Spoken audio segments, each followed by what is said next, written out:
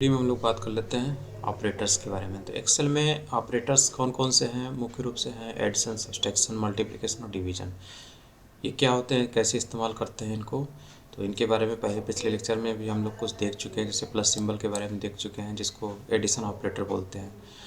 तो इन्हीं को हम लोग देखने वाले हैं। तो ये आप इसको पढ़ लीजिएगा, ये एडिशन, सब्सट्रैक्शन, मल्टीप्लिकेशन, डिवीजन, और उसके बाद ये कैसे किया गया सब मैं आपको यहाँ पे समझाता हूँ।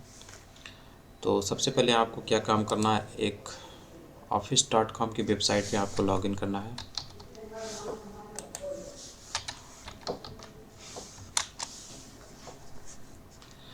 और इसमें लॉगिन करना है। लॉगिन करने के बाद आप आ जाएंगे अपने एक्सेल की एप्लीकेशन पे। तो इस पर फाइल नंबर 21 ओपन कर लेते हैं। तो देखिए, अमाउंट 1 मान लीजिए कॉलम है और अमाउंट 2 कॉलम जिसकी वैल्यू पड़ी हुई है। तो अमाउंट 1 अमाउंट 2 में जो कॉलम में जो वैल्यू पड़ी हुई है, इसको मैं ऐड करना चाहता हूँ। ठीक है, इन दोनों को ऐड करना चाहता हूँ। तो इसके लिए एडिशन ऑपरेटर इस्तेमाल किया जाता है।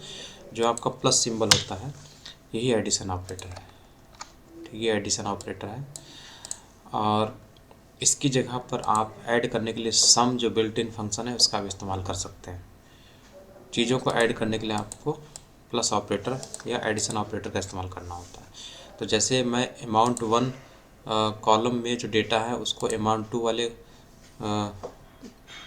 जो डेटा है उससे ऐड करना चाहता हूँ। जैसे यानी कि 105 को 65 से ऐड करना चाहता हूँ। तो इसको ऐड करने के लिए आपको क्या काम करना होता है, सबसे पहले आपको इक्वल सिंबल लगाना होता है। उसके बाद आपको दोनों सेल यहाँ पे प्लस ऑपरेटर के ज़रिए ऐड करने होते हैं। तो इस सेल को पहले लिख लेते हैं। इसको क्लिक करेंगे तो ये सेल आ गई G31। उसके बाद आप प्लस ऑपरेटर लगाइए और उसके बाद दूसरी सेल सेलेक्ट करिए यहाँ से, तो ये दूसरी सेल आ गई S31। उसके बाद आप इंटर करेंगे तो ये आपका एडिशन आ गया इन दोनों सेल का 170। उसके बाद आप यहाँ पर 170 वाला जो बॉक्स है, सेल है, इसके बॉटम राइट कॉर्नर पर अपना माउस कर्सर ले जाएंगे तो ये प्लस सिंबल आता है। इसको डबल क्लिक करेंगे तो बाकी का भी ये आंसर दे देता है। बाकी जो सेल है इनका भी एडिशन करके सामने दे देता है। इस तरीके से प्लस ऑपरेटर हो गया। उसी तरीके से मल्टीप्लिकेशन ऑपरेटर चाहिए। तो मल्टीप्लिकेशन का जो सिंबल आपको पता होगा, वो यहाँ पे स्टार वाला जो सिंबल होता है उसी को मल्टीप्लिकेशन ऑपरेटर रहता है। तो ये भी आप कर सकते हैं। तो इसके लिए आप मल्टीप्लाई कर सकते हैं इन दोनों में। तो यहाँ पर सिंपली आपको इक्वल सिंबल लगाना है और उसके बाद सेल को सिलेक्ट करना है जिनके बीच मल्टीप्लाई करना है आपस में।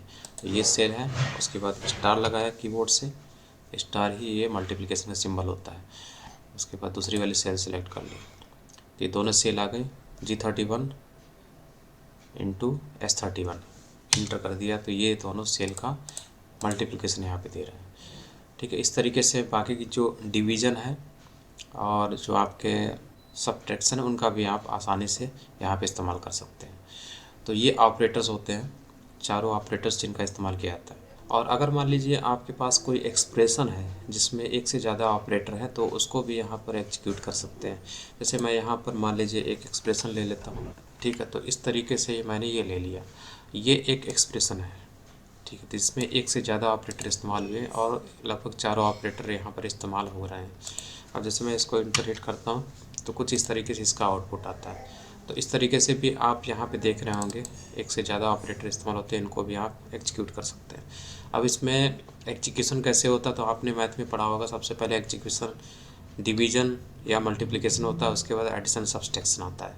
तो यहाँ पर डिवीज़न मल्टीप्लिकेशन सबसे पहले होगा, उसके बाद ही आपका एडिशन होगा, एडिशन और सब्सट्रैक्शन होगा। तो उसी हिसाब से यहाँ पर आपका आउटपुट दिख रहा है। एक चीज़ और है, जैसे कि आप यहाँ पर एग्जीक्यूशन बदलना चाहते हैं, आप अपने तरफ से चाहते हैं कि कौन सा एग्जीक्यूशन पहले हो। जैसे मैं चाहता हूँ कि 2 और 5 के बीच में सब्सट्रैक्शन सबसे पहले हो, तो मैं इस चीज़ को पैरेंथेसिस में कर देता हूँ। ठीक है, तो पैरेंथेसिस वाली चीज़ सबसे पहले एग्जीक्यूट होती है, ये चीज़ आपको याद रखना। उसके बाद ही डिवीज़न मल्टीप्लिकेशन वाले एग्जीक्यूशन होते हैं। तो यहाँ पर पैरेंथेसिस वाला सबसे पहले एग्जीक्यूट होगा, तो 2 - 5 सबसे पहले ऑपरेट होगा, यानी 2 - 5 आएगा -3। उसके बाद ही इसमें डिवीज़न होगा 3 से, फिर जो आउटपुट आएगा उसका मल्टीप्लिकेशन होगा 10 से, फिर जो इसका आउटपुट आएगा उसको इन चीज़ों से, इन सेल्स में पड़ी हुई वैल्यू से ऐड कर दिया जाएगा। तो आगे इसका आउटपुट कितना आता है, इसका आता है 160। ठीक, तो पैरेंथेसिस से भी आप एग्जीक्यूशन को कंट्रोल कर सकते हैं।